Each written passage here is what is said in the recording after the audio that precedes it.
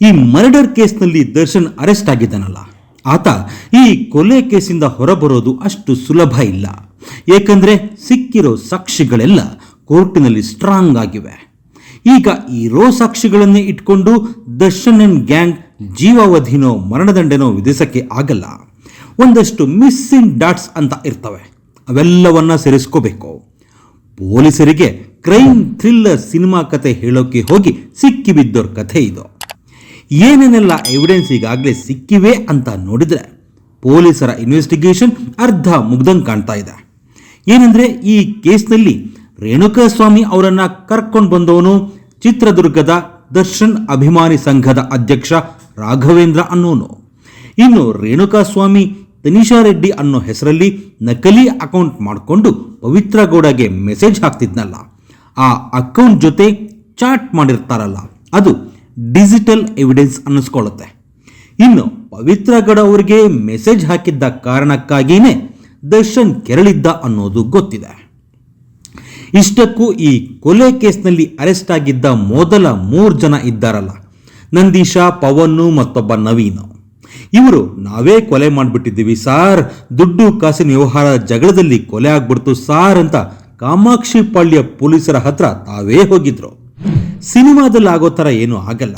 Surrender ಆದ್ರೂ ಅರೆಸ್ಟೇ ಆದ್ರೂ ಪೊಲೀಸರು ಚಾರ್ಜ್ ಶೀಟ್ ಹಾಕುವಾಗ ಸಾಕ್ಷಿಗಳನ್ನು ಕಲೆಕ್ಟ್ ಮಾಡಲೇಬೇಕು.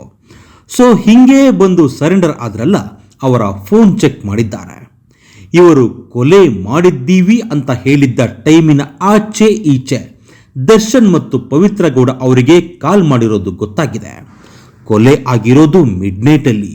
ಅಂತ ಹೊತ್ನಲ್ಲಿ ದರ್ಶನ್ ಅವರಂತ ಸ್ಟಾರ್ ಹೀರೋ, ಅವನ 2ನೇ ಪತ್ನಿ ಪವಿತ್ರ ಗೌಡ ಇಬ್ಬರು ಫೋನ್ನಲ್ಲಿ ಮಾತಾಡಿದ್ದಾರೆ ಅಂದರೆ ಕಥೆ ಬೇರೆನೇ ಇದೆ ಅನ್ನೋ ಡೌಟ್ ಪೊಲೀಸರಿಗೆ ಬಂದಿದೆ. ಆಮೇಲೆ ಪೊಲೀಸರು ಡೆಡ್ ಬಾಡಿ, ಆ ದೇಹದ ಮೇಲಾಗಿರೋ ಕ್ರೌರ್ಯ ನೋಡಿದ ಕೂಡಲೇ ಇದು ಹುಡುಗಿ ಕೇಸಲ್ಲಾಗಿರೋ ಕೊಲೆ ಅನ್ನೋ ತೀರ್ಮಾನಕ್ಕೆ ಬಂದಿದ್ರು. ಹೀಗಾಗಿನೇ ಸರೆಂಡರ್ ಆದವರು ಹೇಳಿದ್ದ ದುಡ್ಡು ಕಾಸಿನ ವಿಚಾರಕ್ಕೆ ಆದ ಮರ್ಡರ್ ಅನ್ನೋ ಕಥೆನ ಅವರು ನಂಬಿರಲಿಲ್ಲ. ಡೈಲಿ ಕ್ರೈಮ್ ಸ್ಟೋರಿಗಳಲ್ಲೇ ಓಡಾಡೋರಿಗೆ ಸಿನಿಮಾ ಕತೆ ಹೇಳೋಕೆ ಬಂದು ತಗ್ಲಾಕೊಂಡಿದ್ದಾರೆ. ಆಮೇಲೆ ಒಬ್ಬೊಬ್ಬರನ್ನೇ ಪ್ರೈವೇಟಾಗಿ ಕರ್ಕೊಂಡೋಗಿ ಸೇಮ್ ಟು ಸೇಮ್ ಕ್ವಶನ್ ಕೇಳಿದ್ದಾರೆ. ಆದರೆ ಒಬ್ಬೊಬ್ಬರದ್ದು ಒಂದೊಂದು ಆನ್ಸರ್ ಬಂದಿದೆ. ಅದಾದ್ಮೇಲೆ ಲಾಠಿ ತಗೊಂಡೆರಡು ಬಿಟ್ಟಿದ್ದಾರೆ. ಆಗ ಈ ನಂದೀಶ್ ಅನ್ನೋನು ಮರ್ಡರ್ ಆಗುವಾಗ ಅಣ್ಣನೂ ಅಲ್ಲೇ ಇದ್ರು, ಅಕ್ಕನೂ ಅಲ್ಲೇ ಇದ್ರು ಅಂತ ಹೇಳಿದ್ದಾನೆ. ಅಣ್ಣ ಅಂದ್ರೆ ದರ್ಶನ್ನು, ಅಕ್ಕ ಅಂದ್ರೆ ಪವಿತ್ರ ಗೌಡ. ಅದಾದ್ಮೇಲೆ ಅಣ್ಣಂಗೂ ಅಕ್ಕಂಗೂ ಸಂಬಂಧ ಇಲ್ಲ ಸಾರ್, ನಾವೇ ಸಾಯಿಸಿದ್ವಿ ಅಂತ ಹೇಳಿದ್ರು ನಂಬೋಕೆ ಪೊಲೀಸರು ರೆಡಿ ಇರಲಿಲ್ಲ. ಮರ್ಡರ್ ಆದ ಶೆಡ್ ಇತ್ತಲ್ಲ, ಅಲ್ಲಿರೋ CCTV ಸೀಸ್ ಮಾಡ್ಕೊಂಡಿದ್ದಾರೆ. ಆ CCTVನಲ್ಲಿ ದರ್ಶನ್ ಅವರ ಕಾರು ಒಂದಲ್ಲ ಎರಡಲ್ಲ 12 ಸಲ ಬಂದು ಹೋಗಿರೋದು ಗೊತ್ತಾಗಿದೆ. CCTVನಲ್ಲಿ ಕಾರ್ ಕಾಣುತ್ತೆ, ದರ್ಶನ್ ಮುಖ ಕಾಣಲ್ಲ. ಆದರೆ ಕಾರು ದರ್ಶನ್ ಅವರದ್ದೇ ಅನ್ನೋದು ಪಕ್ಕ. ಇನ್ನು ಕೊಲೆ ಆದ ಟೈಮಲ್ಲಿ ದರ್ಶನ್ ಅಲ್ಲೇ ಇದ್ರು ಅನ್ನೋದಕ್ಕೆ ಲೊಕೇಶನ್ ಡೇಟಾ ಸಿಕ್ಬಿಟ್ರೆ ದರ್ಶನ್ ಅಪರಾಧಿ ಅನ್ನೋದು ಫಿಕ್ಸ್ ಆಗುತ್ತೆ. ನಾನು ಕಪಾಲಕ್ಕೊಂದು ಹೊಡೀರಿ ಅಂತ ಹೇಳಿದ್ದೆ ಅಷ್ಟೇ, ಮರ್ಡರ್ ಮಾಡೋಕ್ಕೆ ಹೇಳಿರಲಿಲ್ಲ ಅನ್ನೋದು ಕೋರ್ಟಲ್ಲಿ ನಿಲ್ಲೋ ಚಾನ್ಸ್ ಕಡಿಮೆ. ರೇಣುಕಾಸ್ವಾಮಿ ಮರ್ಡರ್ ಆಗಿರೋದು ಪವಿತ್ರ ಗೌಡ ಅವರಿಗೆ ಕೆಟ್ಟಾಗಿ ಮೆಸೇಜ್ ಮಾಡಿದ್ದಕ್ಕೆ. ಕೊಲೆಗೆ ಕಾರಣನೇ ಪವಿತ್ರ ಗೌಡ ಅನ್ನೋ ಕಾರಣಕ್ಕೆ ಅವರು A1 ಆಗಿದ್ದಾರೆ, ದರ್ಶನ್ A2 ಆಗಿದ್ದಾರೆ. ಇನ್ನು ಅಲ್ಲಿದ್ದವರೆಲ್ಲ ಅಂದ್ರೆ ವಿನಯ್ ಎ, ನಾಗರಾಜ ಅಲಿಯಾಸ್ ನಾಗ, ಪ್ರದೋಷ್, ಲಕ್ಷ್ಮಣ್, ಪವನ್, ನಂದೀಶ್, ದೀಪಕ್ ಕುಮಾರ್, ಕಾರ್ತಿಕ್, ನಿಖಿಲ್ ನಾಯಕ್, ರಾಘವೇಂದ್ರ ಅಲಿಯಾಸ್ ರಾಘು, ಕೇಶವಮೂರ್ತಿ ಇವರೆಲ್ಲ ಬರ್ತಾರೆ. ರೇಣುಕಾಸ್ವಾಮಿ ಸತ್ತ ಸಮಯದಲ್ಲಿ ದರ್ಶನ್ ಅಲ್ಲಿ ಇರಲಿಲ್ಲ ಅಂದ್ರೆ ದರ್ಶನ್ ಬಚಾವ್ ಆಗಬಹುದು ಅಂತೀರೇನೋ? ಸಾಧ್ಯ ಇಲ್ಲ.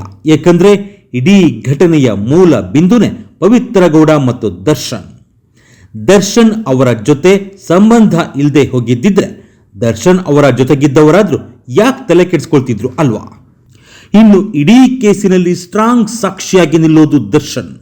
ಪ್ರತಿ ಸ್ಟೇಜಿನಲ್ಲೂ ಇರೋ ದರ್ಶನ್ ಅವರ ಕ್ಯಾರೆಕ್ಟರು, ಫಿಂಗರ್ ಪ್ರಿಂಟು, ಕೊಲೆ ಮಾಡೋದಕ್ಕೆ ಬಳಸಿರೋ ಆಯುಧಗಳು, ರಕ್ತದ ಕಲೆ ಎಲ್ಲವೂ ಇದಕ್ಕೆ ಪೂರಕವಾಗಿದ್ದರೆ ದರ್ಶನ್ ಅವರು ಆರೋಪಿ ಆಗಿರಲ್ಲ, ಅಪರಾಧಿ ಆಗ್ತಾರೆ. ಆಮೇಲೆ ರೇಣುಕಾಸ್ವಾಮಿಯ ದೇಹದ ಮೇಲೆ ಆಗಿರೋ ಕ್ರೌರ್ಯ ಇದೆಯಲ್ಲ, ಅದನ್ನ ಕೂಡ ಕೋರ್ಟು ಸೀರಿಯಸ್ ಆಗಿ ಪರಿಗಣಿಸುತ್ತೆ. ಅಂದ್ರೆ ಕೊಲೆ ಆಕಸ್ಮಿಕನೋ ಪ್ಲಾನ್ ಮಾಡಿ ಮಾಡ್ದ ಕೊಲೆನೋ ಅನ್ನೋದನ್ನ ಹುಡುಕುತ್ತೆ. ಇದರಲ್ಲಿ ಪ್ಲಾನಿಂಗ್ ಮರ್ಡರ್ ಅನ್ನೋದಕ್ಕೆ ಬೇಕಾದ ಫೇಕ್ ಅಕೌಂಟ್ ಮೂಲಕ ರೇಣುಕಾಸ್ವಾಮಿಯನ್ನ ಟ್ರ್ಯಾಪ್ ಮಾಡಿದ್ದು, ಹುಡುಗಿ ತರ ಮಾತಾಡಿ ಕರ್ಕೊಂಡು ಬಂದಿದ್ದು, ಚಿತ್ರದುರ್ಗದಿಂದ ಬೆಂಗಳೂರಿಗೆ ಕರ್ಕೊಂಡು ಬಂದು ಶೆಡ್ಡಿನಲ್ಲಿ ಕೂಡಿ ಹಾಕಿ ಚಿತ್ರಹಿಂಸೆ ಕೊಟ್ಟಿರೋದು, ಒಬ್ರಲ್ಲ ಇಬ್ರಲ್ಲ ಟೋಟಲ್ 13 ಜನನು ಮರ್ಡರ್ ಸೀನಿನಲ್ಲಿರೋದು, ಇವೆಲ್ಲವೂ ದರ್ಶನ್ ಮತ್ತು ಪವಿತ್ರ ಗೌಡ ಅವರನ್ನ ತಗ್ಲಾಕಿಸ್ತವೆ. ಹೊಡೆದಿರೋದು ನಿಜ ಅನ್ನೋದನ್ನ ಒಪ್ಕೊಂಡಾಗಿದೆ. ಸತ್ತಾಗ ದರ್ಶನ್ ಇರಲಿಲ್ಲ ಅನ್ನೋದು ಮ್ಯಾಟ್ರ್ ಆಗಲ್ಲ. ಯಾಕಂದ್ರೆ ಇಲ್ಲೆಲ್ಲ ಕೌಂಟ್ ಆಗೋದು ರೇಣುಕಾ ಸ್ವಾಮಿಯ ಮೇಲೆ ದರ್ಶನ್ ಅಂಡ್ ಗ್ಯಾಂಗ್ ನಡೆಸಿರೋ ಕ್ರೌರ್ಯ. ಟೋಟಲಿ ಸದ್ಯಕ್ಕೆ ಸಾಕ್ಷಿಗಳೆಲ್ಲ ದರ್ಶನ್ ಮತ್ತವರ ಎರಡನೇ ಹೆಂಡತಿ ಪವಿತ್ರ ಗೌಡ ಅಂಡ್ ಗ್ಯಾಂಗ್ನ ವಿರುದ್ಧವಾಗಿಯೇ ಇವೆ. ಕೋರ್ಟಲ್ಲಿ ಇವೆಲ್ಲ ಸಾಕ್ಷಿಗಳು ನಿಲ್ತವ ನೋಡೋಣ.